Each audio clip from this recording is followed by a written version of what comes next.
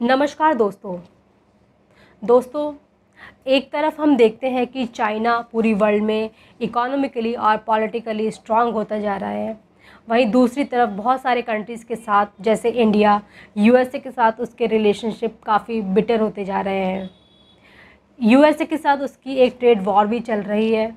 बाकी अगर कंट्रीज़ में देखेंगे तो बहुत सारे कंट्रीज़ ऐसे हैं जो चाइना के क्लोज़ आते जा रहे हैं।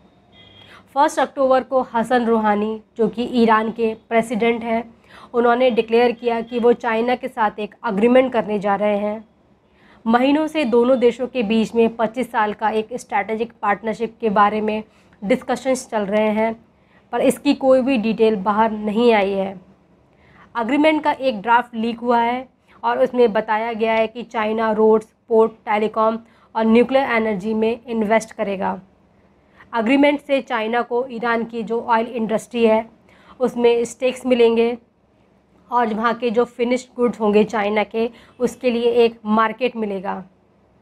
इंफ्रास्ट्रक्चर प्रोजेक्ट से ईरान को one belt one road initiative से जोड़ा जा सकेगा और जिसकी वजह से एशिया, यूरोप और मिडिल ईस्ट के लिए वो एक ट्रांजिट पॉइंट का काम कर सकता है। इस अग्रीमेंट से वाशिंगटन, यूएसए में अलार्म रेज किया गया है।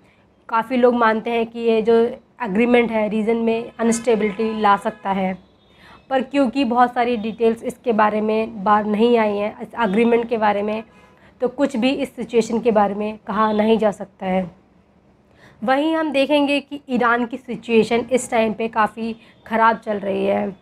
2018 में अमेरिका ने ईरान पे सैंक्शंस लगाए थे, जिसकी वजह से यहाँ का जो ऑयल प्रोडक्शन है 1980s के देखेंगे तो सबसे ज़्यादा लोएस्ट आ चुका है 1980 से। सैंक्शंस की जो वजह थी वो ये थी कि ईरान जो उसके न्यूक्लियर प्रोग्राम है उसको रेस्ट्रिक्ट करेगा और साथ ही साथ जो बाकी कंट्रीज़ में, नेबरिंग कंट्री में ईरान जो दखल अंदाज़ी करता है उससे वो बचेगा। पर ये सब तो हुआ नहीं। दूसरी तरफ जो उसकी इकोनॉमी है उस पर बहुत ज़्यादा नेगेटिव इफ़ेक्ट पड़ने लगा है और साथ ही साथ कोविड-19 की वजह से सिचुएशन और भी ज़्यादा ख़राब हो गई है। करेंसी की बात करें ईरान की तो रियाल 2017 में $1 के कंपैरिजन में 3800 रियाल थी, जो कि 29,500 रियाल हो गई है। इस डायर नीड में ऐसा लगता है कि चाइना हेल्प करना चाहिए था उसका, पर अगर हम क्लोजली इस सिचुएशन को देखेंगे तो हमें इसकी पूरी जो सिचुएशन है, स्थिति है, पूरी एक अलग नज़र आएगी। बायलैटरल ट्रेड चाइना और ईरान के 1/3 कम हो गए हैं। 2020 के कम में पहले जो 8 मंथ्स थे उसमें इंपोर्ट 62% कम हो गया है। एक्सपोर्ट जो कि बेटर पोजीशन पे है वो भी 7% गिर गया है। बातें चाहे कुछ भी हो, पर रियलिटी ये है कि चाइना अमेरिका की ज़्यादा परवाह करता है। वो ईरान में $5 बिलियन इन्वेस्ट करना चाहता था एक गैस फील्ड के प्रोजेक्ट में, जिससे वो बाहर आ गया है ताकि अमेरिका उस पर सैंक्शंस ना लगाए।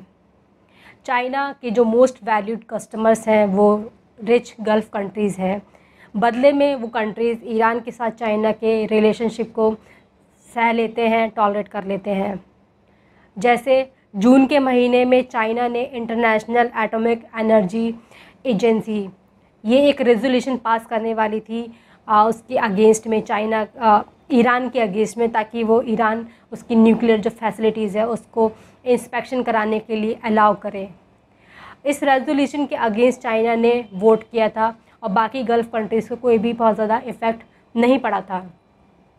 वर्ल्ड के लिए जो ज़्यादा कंसर्न का विषय है वो ये है कि पर्शियन गल्फ़ में चाइना का एक मिलिट्री बेस है और साथ ही साथ चाइना ईरान को जो आने वाले समय में हथियार बेचेगा, अगर अमेरिका उस पर सैंक्शंस नहीं लगा पाएगा तो वो एक हथियार बेच सकता है।